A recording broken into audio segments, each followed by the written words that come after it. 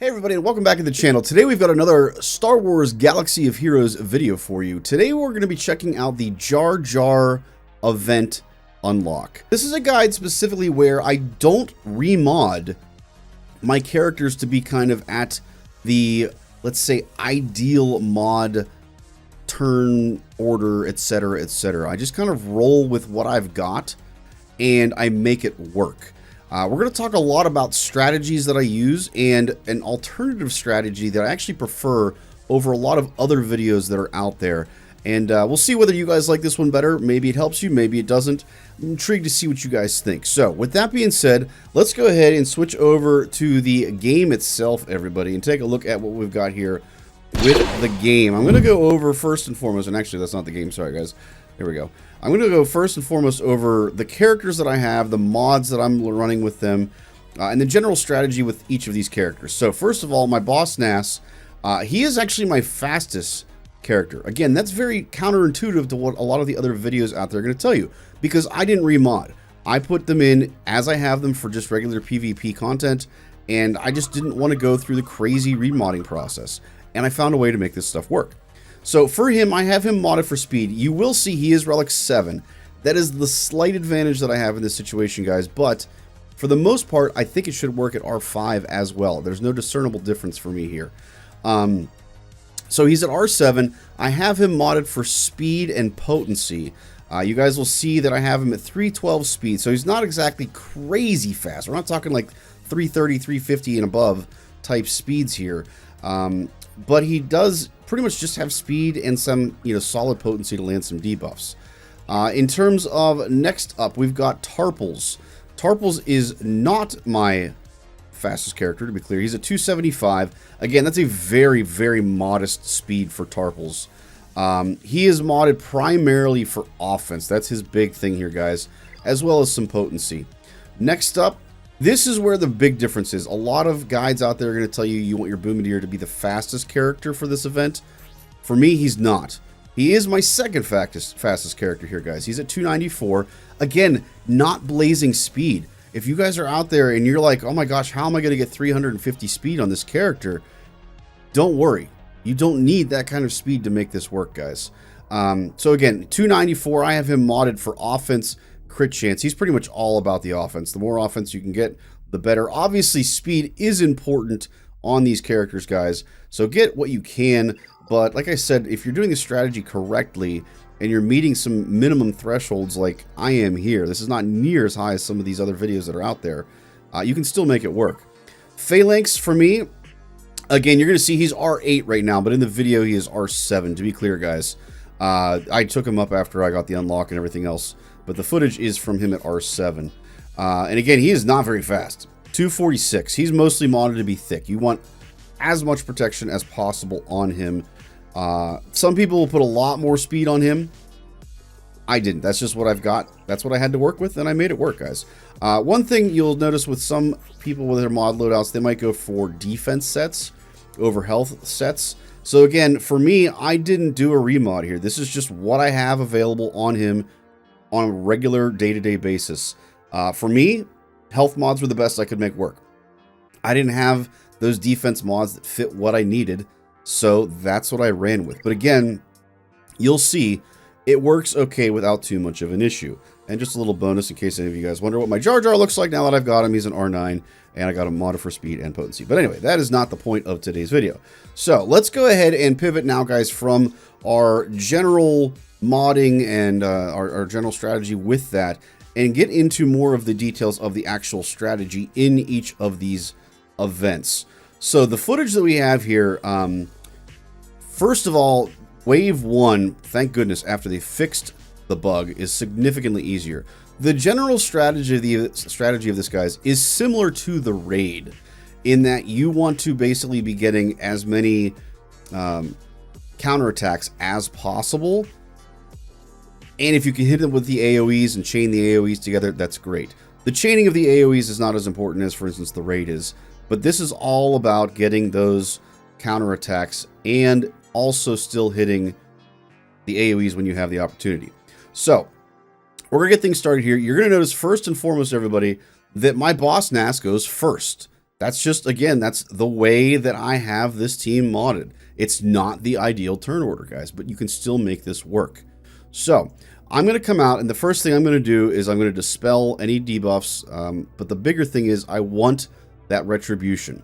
Now, the downside of this turn meter order that I have, the turn order that I have, is you're going to see my Bombardier is not going to have the retribution come time whenever the B1s start just blowing out all of those AoEs. That is the downside of this, to be clear. You can run a far more ideal version than what I am, but I just want to kind of show you guys that you don't have to. You can still make this work. So, for instance, right now you'll notice that my Bombardier does not have that retribution anymore. He's taken too many turns. I also want to quickly point out, guys, so when I have my Bombardier here take his first turn, I'm going to switch turn order with Phalanx in this instance. Basically, the idea is you want Phalanx to take turns so that he's always taunting. The more he's taunting, the less that they can go directly for your shield generator. They will hit your shield generator, to be clear. Their AoEs are going to hit it. The key is that when they use those AoEs, you want to hit them back as hard as possible.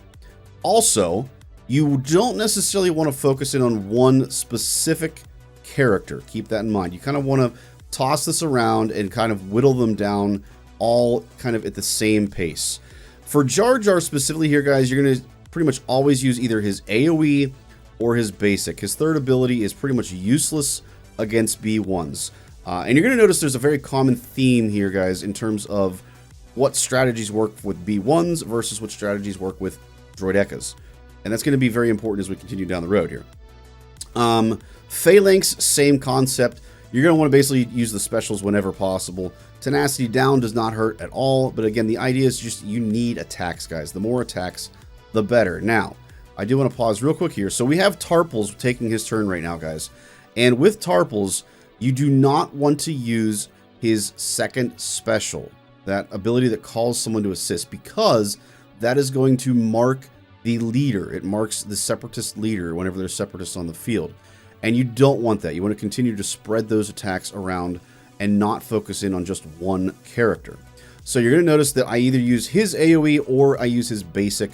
I do not use that third special. Whenever the shield generator comes up and has its turn, you don't really have any other choice. Use it. Heals your team up, gives your team some turn meter, all of those kinds of things. Again, Phalanx, you're just AoEing whenever possible. If you can't, do your basic. And just kind of switch back and forth between the highest and lowest characters. You just want to slowly whittle them down at the same pace. Again, here we're going to go for an AoE here. We don't want to call anybody to assist yet with this.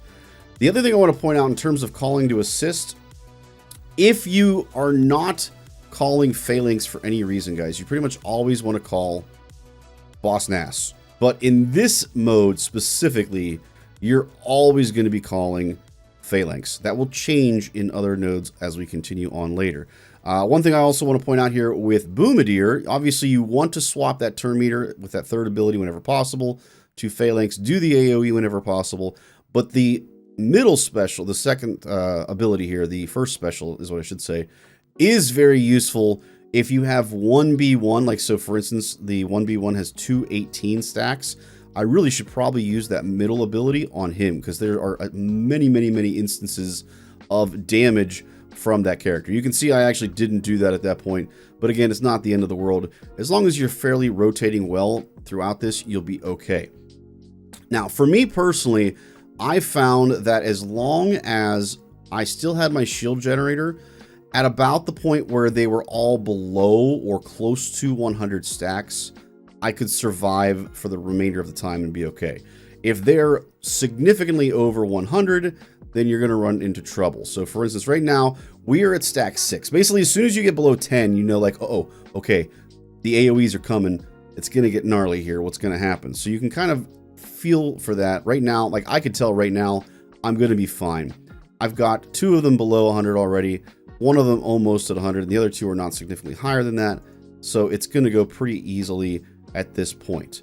And we're going to go ahead and speed this up because it's really pretty self-explanatory from here on out. Like I said, you can lose your shield generator, guys, and you can still win it. But the key is, again, the basic idea is you just want to AoE when possible, and you want to counterattack as much as possible with Boss Nass's Retribution. As long as you get them all below 100, you're okay. And you'll notice we did lose our shield generator here, but because they're all under 100 stacks when that happened, we're fine.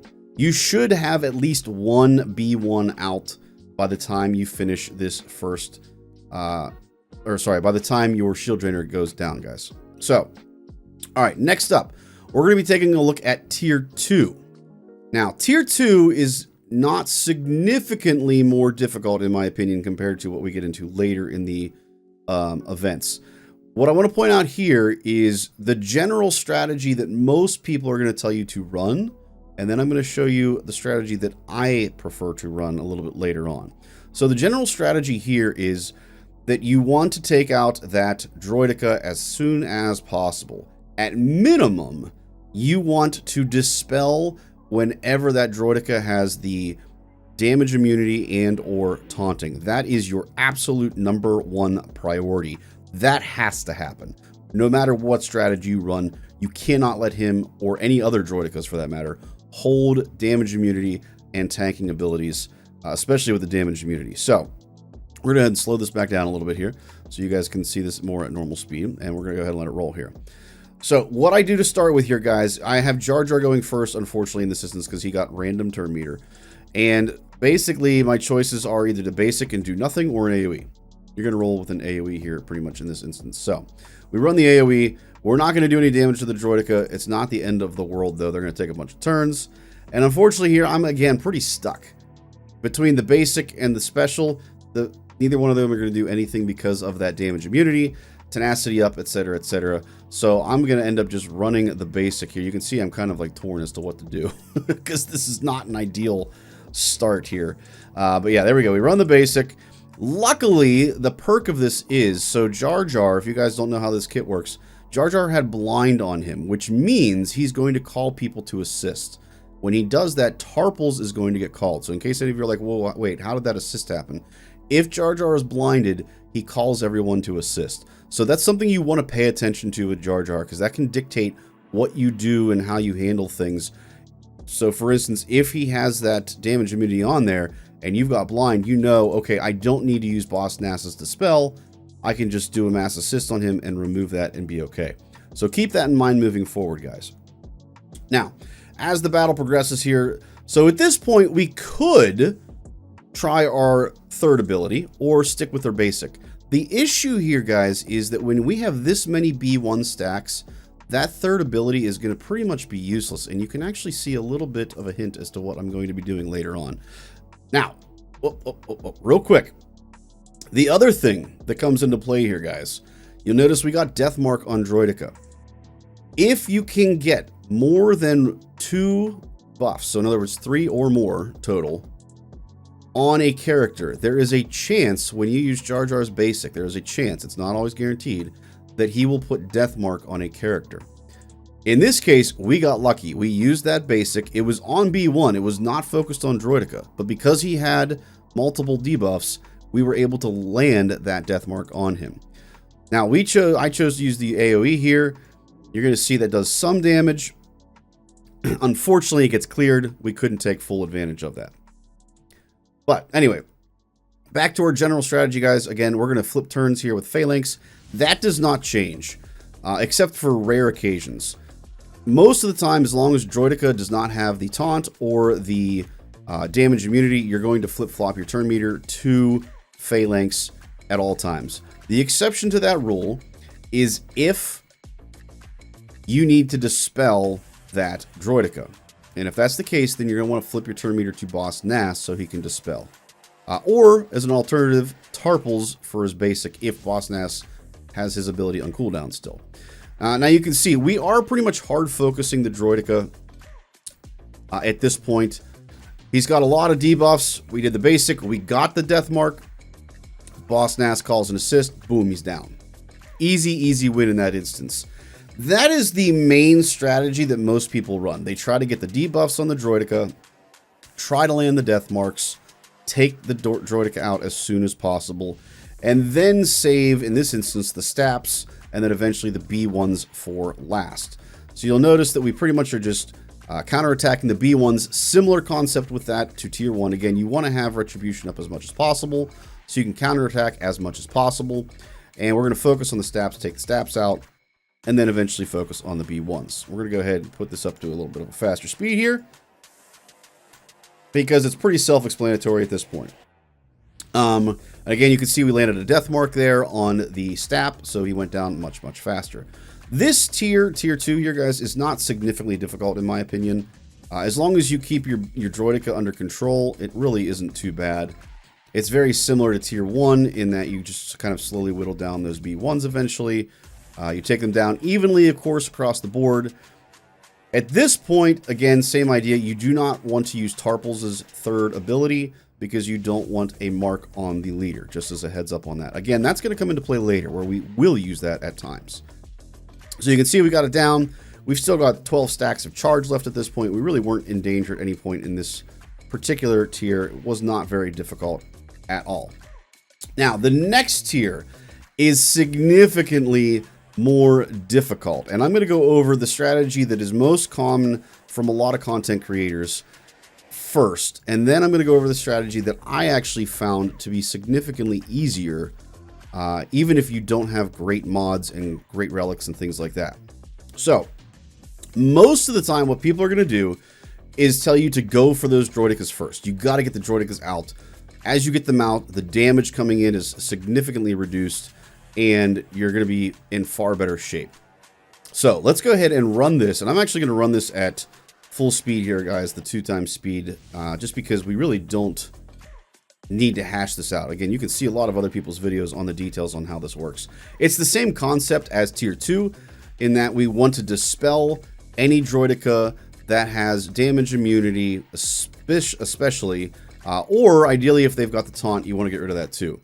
The priority for that, guys, by the way, is taunt with damage immunity and tenacity up first. Then take out someone that just has the tank. There's a lot of timing involved with that in terms of whether you use Boss Nass's special ability or whether you use Tarpals' basic. Generally speaking, if it is just a taunt and there's no damage immunity and tenacity up, I just use Tarpals' basic and dispel that, and I try to save Boss Nass's dispel if I can. So you can see what's going on right here now, guys, is they like to roll a lot. And as they roll more, it becomes more difficult. I do want to back that up just a hair. So again, you can see the general concept here, guys, is very, very similar in that we want to try to get rid of the buffs, focus on the Droidekas, and land Death Mark when possible. You're going to see here, we get kind of lucky again with RNG in that we're able to dispel him. We're able to get a Death Mark on him, and he's just basically gone in one shot. It's great. You can see we're stuck here a little bit. We do our AoE. Tarpals clears. We're going to dispel. Now we're going to run that basic. And it's crazy. I actually think, as second watch of this live with the video, guys, I think that might have actually been an instant defeat. We may have caught it on camera. Anyway, continuing. Same concept, guys. They're going to roll. You want to get rid of the roll, the buffs as much as possible. Call Tarpals and or use Boss Nass's special to get rid of it. And you can see this whole time, I'm focusing on the Droidekas. You can see we land a Death Mark there. Boom, bam, easy peasy, lemon squeezy. And we're not focusing on the B1s. I want to point that out. We're focusing on Droidekas first, trying to take out those Droidekas, and we're leaving the B1s until the end. Now, Droidekas are down. We got some Death Marks. We got an instant defeat, etc., etc. And now we're back to the strategy that we used in Tier 1, where we're pretty much just using AoEs. We're avoiding Tarpal's third ability. We're not using Jar Jar's third ability. We're keeping that retribution up, and we slowly whittle them down until they are gone. And this part of it's pretty easy. It's really just the Droidekas that are the big issue when we are trying to complete this tier, guys. Let's go ahead and speed this up because it's pretty straightforward at this point. Very similar to Tier 1, which was not, again, incredibly difficult. Now, the next tier that we're going to have here, guys, is with Maul. And this one is... Or, I'm sorry. I'm sorry, let me back that up. Maul's next. This is the next strategy that I want to talk about that is different than what you're going to see out there in most videos. So again, most of the videos that are out there are going to tell you, focus on the droidicas, get them out first, because they are the big damage dealers. They're going to take out your phalanx. Once they take out your phalanx, they're going to take out your shield generator, and then you're done, okay? I actually find that it is significantly easier whenever there are multiple droidicas. If there's one droidica, either strategy works. When there are multiple droidicas, or in the final battle, which we'll talk about in a second, I actually find it significantly easier to focus on the B1s first. So, I do this, but with that being said, you still must get rid of the tank, damage immunity, and tenacity up from the droidicas. Again, that is an absolute must, guys. Whether that is Boss NASA's special, as we just see here, or just Tarple's basic, you cannot let them sit and hang on to that for a prolonged period of time. What I do, though, in this version, is I hard focus on the B1s. The reason for this, one, the fewer stacks they have, the less damage they're going to do. So that's going to significantly help your survivability. As long as these droidicas are not under damage immunity and tenacity up, the number of times that they assist are greatly reduced. So you're not going to take a significantly large amount of damage from them as long as you keep them under control. The other big advantage, as you take these B1s down, folks, the tenacity on these droidicas goes down significantly, and you are much more likely to land those wonderful debuffs that lead to death mark. Whenever there are a ton of B1 stacks, it's really hard to get those debuffs on the droidicas. So I want to pause already, because if you look, we're about halfway through the B1s right now, guys. We're at 153, 145 out of 330-ish. So we're a little bit past the halfway mark. And other than the droidica that just rolled, look at the number of debuffs and locked debuffs that we have on these droidicas now. There are so many more. We never ever could have landed this many debuffs back when there were that many stacks of B1. Also, the nice perk of this is that when you get these stacks down lower, I found that Jar Jar's third ability actually becomes viable again, because you're able to land a lot more of these debuffs than what you can if there are a ton of stacks of B1. So, again, take it with a grain of salt. This is just my recommendation. This is something that I found that worked very well through multiple testing with my account. Again, I am at Relic 7, and you can see sometimes my phalanx gets a little bit dangerously low. But as long as, again, you keep those droidicas under control, you're okay. You'll notice, again, they've cleansed a lot of stuff because they've done their rolls, so at this point we're lower on debuffs again. But those B1s are almost gone completely at this point, and you're going to notice the number of debuffs that just keep popping up on these droidicas, especially once these B1s are gone, becomes astronomical. Now, I do want to point out, the disadvantage of this strategy is that you are far more likely to lose your shield generator plasma stacks.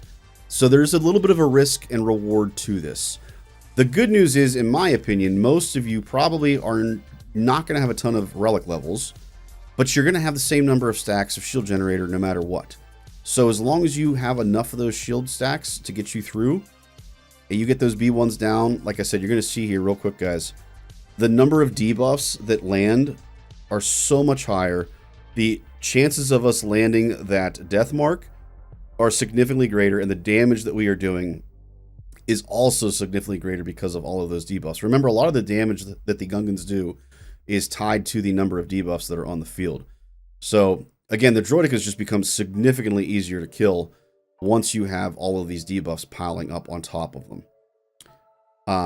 And like I said, you're really not in danger because you're constantly keeping your phalanx healed, you're gaining more stacks back. They're just not fast enough to keep up with you, essentially, as you progress through the end of this. So, again, that is a alternative strategy that I prefer. I find that it works really well here in Tier 3, and I find it also works very well in Tier 5, and we'll talk about that a little bit later. With that being said, so a couple things I want to point out here at the very beginning of this. So we have our Boss NAS going first again.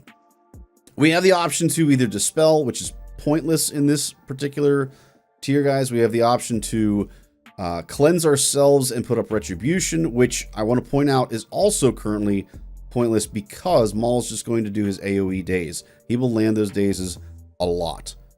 Unless you have insanely high tenacity, he's going to land them a lot.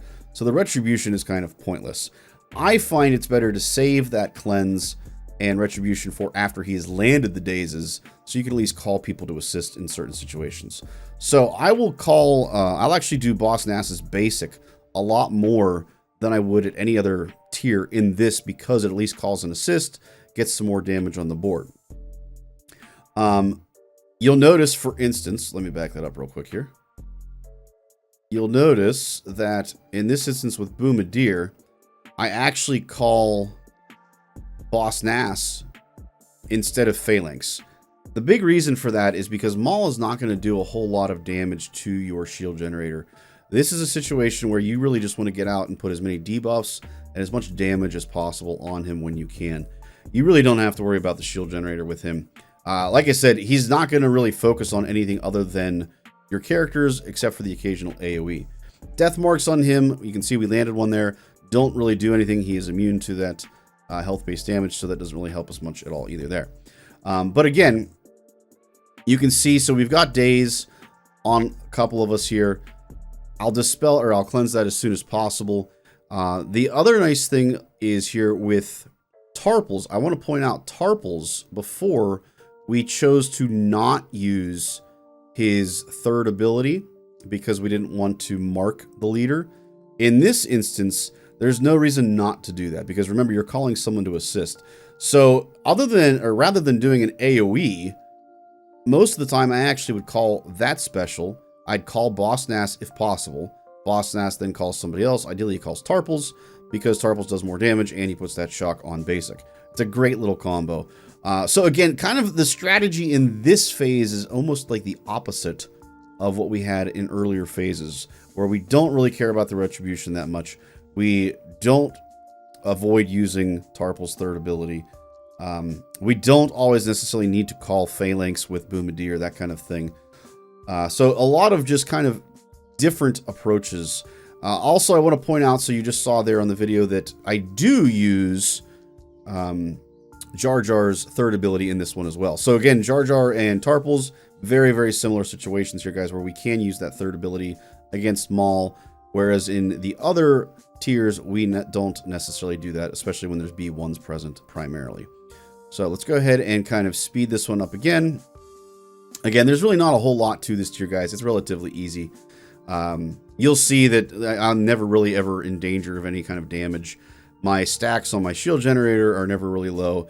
It's just a matter of slowly whittling those attacks, calling people to assist as much as possible, whenever possible, and just trying to kind of stack up as many assists and strains of damage as you possibly can. Almost there. You can see again, we cleanse the days when possible. Getting there, getting there, getting there, and we got him on a counterattack, which was great. Fifth and final phase here, guys. There are two waves, first of all. Wave 1 is relatively straightforward because the droidicas here are really weak. They're not difficult at all to handle. But the big difficulty in this wave specifically is to make sure you have all of your abilities ready for you when you get to wave 2.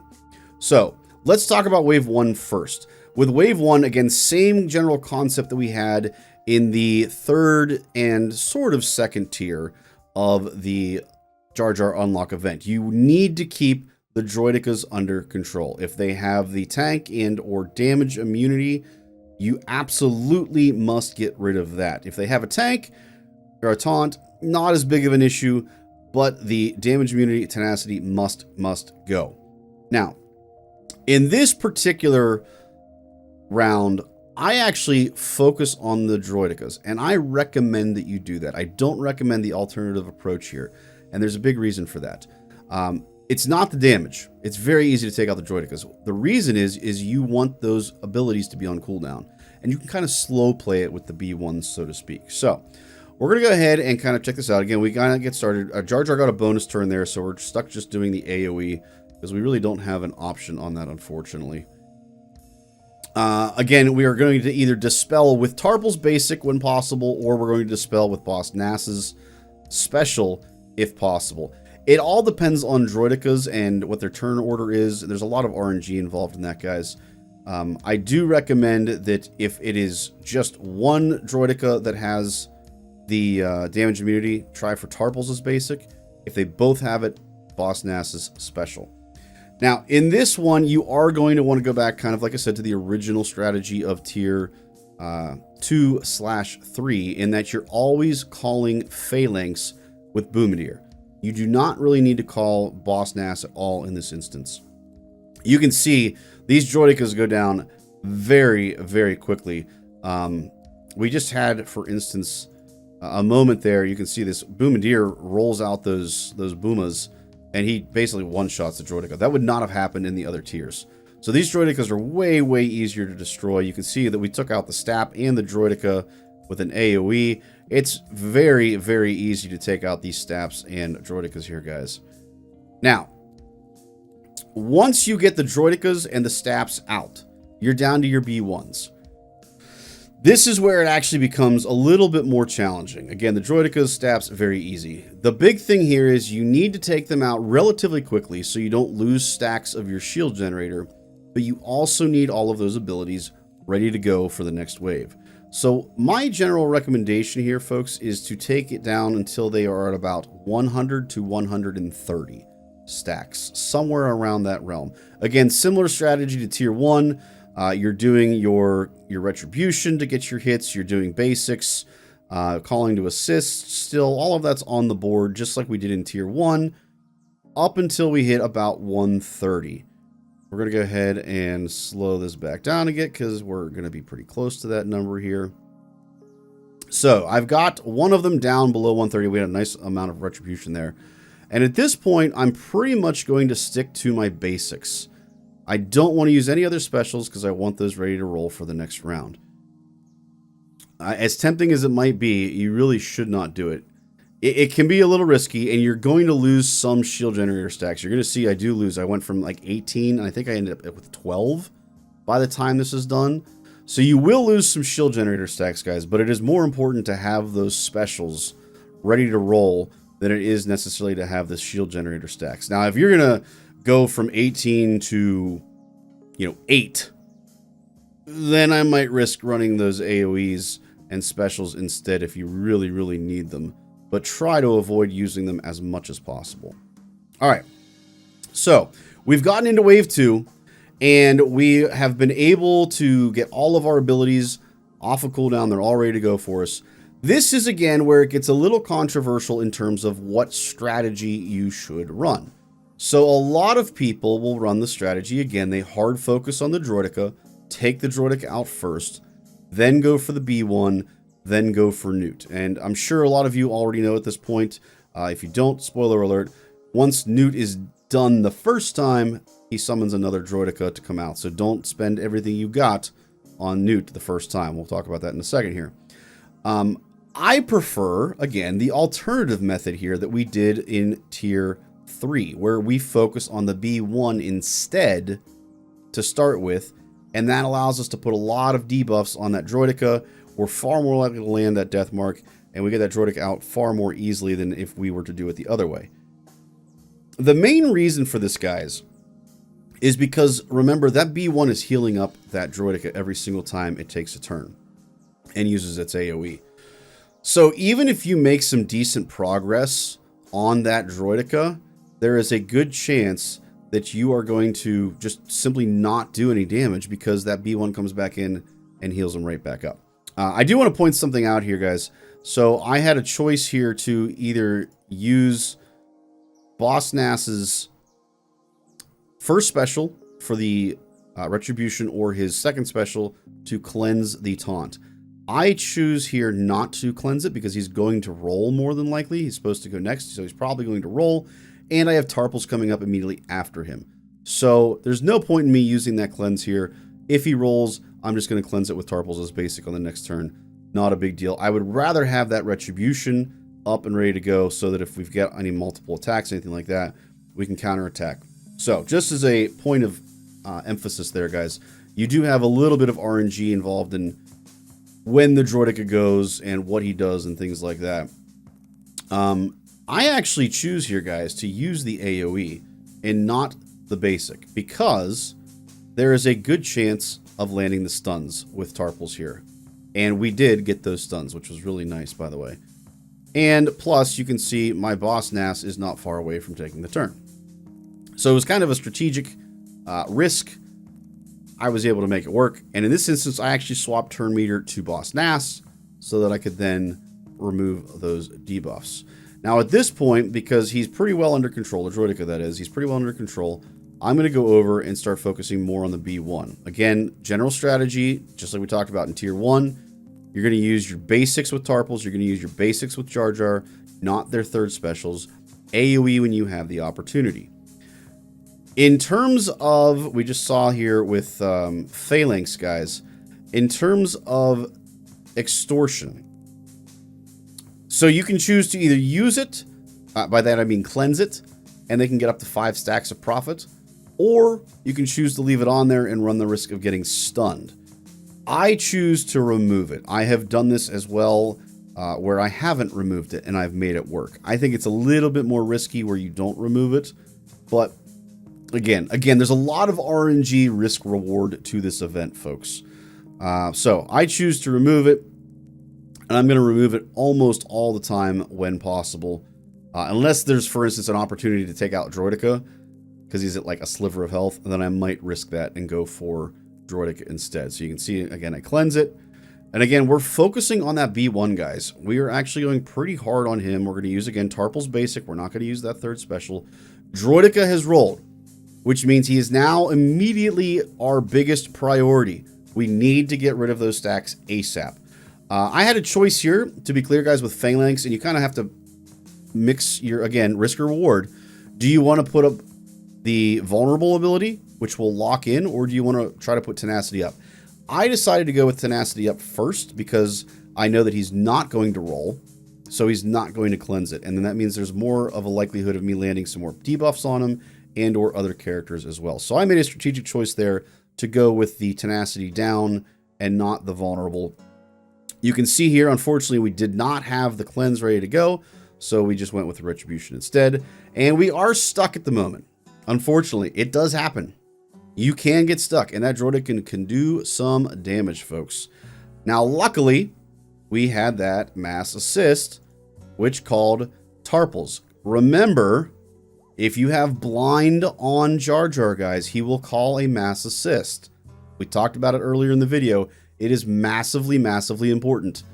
So since we can call that assist in there, Tarpals is able to remove the buffs, and we are back in good shape. You can see that was a little scary, but we were okay. We're switching now from Droideka back to the B1. We're going to continue to focus on the B1. Try to whittle him down as much as possible. Again, if you've got the AoEs, guys, go ahead and use the AoEs, in my opinion. Again, similar tactic to Tier 1 that we had in the Jar Jar unlock.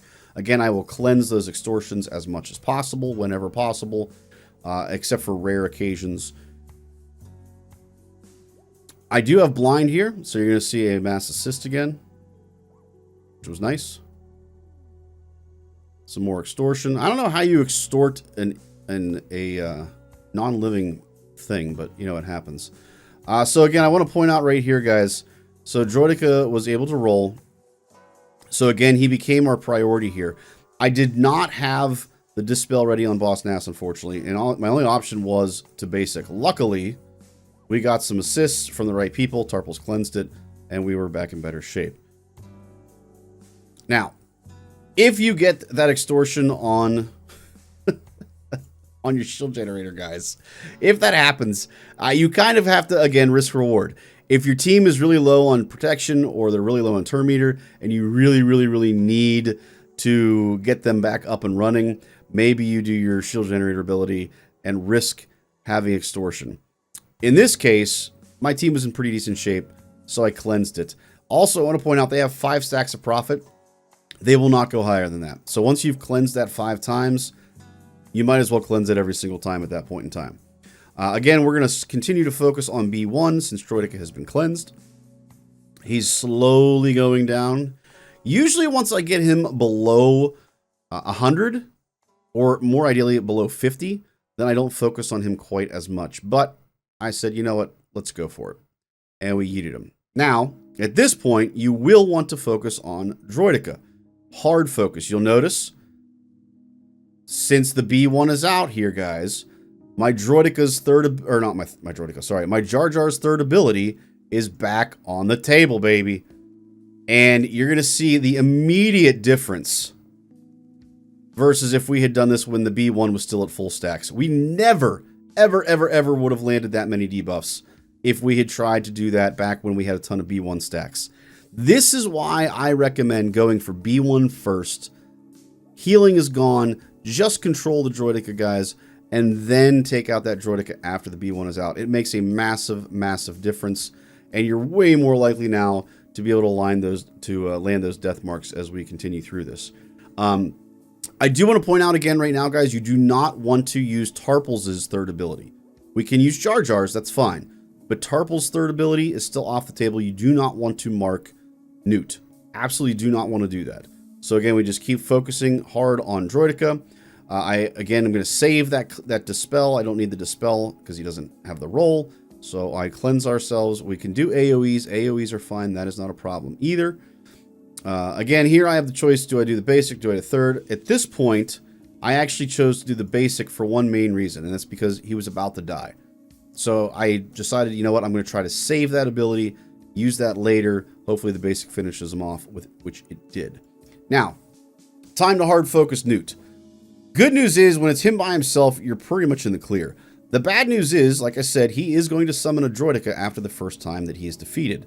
So there's again a risk-reward of how much you use your special abilities here. Do you want to use them at all times, or do you want to try to save them? I try to save them as much as I can. I switch more to my basics at this point, so that way I have all of my abilities ready to roll once that Droideka is summoned. I do make some calculated risks. You can see I used my special there because I wanted to try to get as much damage down as I could.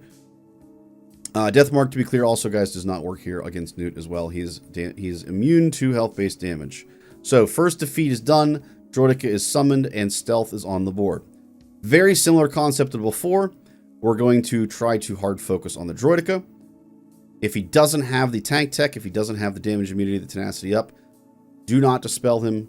Do everything else. You can see right there, since, again, the B1 is gone, folks, we can use Jar Jar's third ability and just rack up an amazing amount of debuffs and just shut that Droideka down. It is so great. Again, other than that, AoEs, if you got them, feel free to use them. Here, at this point, you got the choice to either put the vulnerable, which I do, and not tenacity down, because there's a chance that he's going to roll. So I didn't want to put tenacity down just to have him cleanse it.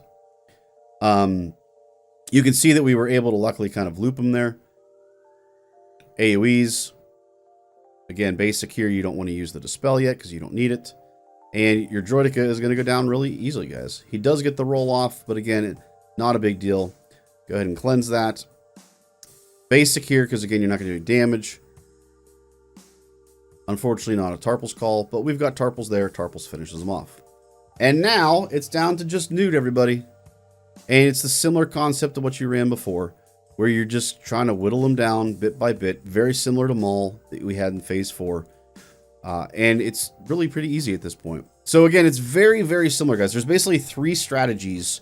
There's the B1 strategy, there's the Droideka strategy, and then there's the Newt/Maul strategy. You build on them one by one through each part of the phases, and then on the final phase, you really kind of put all of them together at once. Ta-da! Victory, y'all. Victory. So, hopefully that kind of gives you guys a good idea of what to use. Like I said, my strategy is a little bit different, and I didn't have the ideal turn order. I did have some relic levels, but again, you can see in my testing there, guys, in the times that I've run this, I never really got to a point where my phalanx or anybody else was really in danger. As long as I ran the strategies, then it works well. Let me know in the comments, folks, what you think. Do you think going hard for the Droidekas right off the bat in, for instance, Tier 3 and Tier 5, and tier 4 is the play? Or do you think going for B1s like I prefer to do first and then focus on the Droidicas later, as long as you keep them under control? I'm interested to see what you guys think is the better strategy, and hopefully, more importantly than anything else, guys, this helps you to unlock Jar Jar. I know everyone's working for him. I know everyone wants him. He's a great character. The team is amazing. I love having him at this point. Hopefully, you guys get him unlocked. If you do, let me know in the comments, guys. Let me know if this video helped you to be able to unlock Jar Jar. I think that'd be amazing. If you liked today's video, guys, of course, beyond just the comment, make sure you guys like the video, obviously. And then if you want to continue catching more of our Soga content that we've got here, guys, make sure you guys subscribe and turn on notifications so you don't miss any of the other content coming out. Last but not least, you want to continue your journey down that rabbit hole, guys, make sure you check out the next video.